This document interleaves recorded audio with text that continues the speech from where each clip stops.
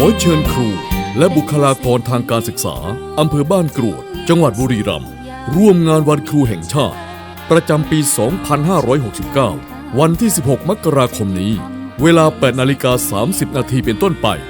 ณโดมอเนกประสงค์โรงเรียนบ้านกรวดวิทยาคารเพื่อน้อมรำลึกถึงบูรพาจารย์และพระผู้ทรงเป็นแม่และครูแห่งแผ่นดิน 16 มกราคม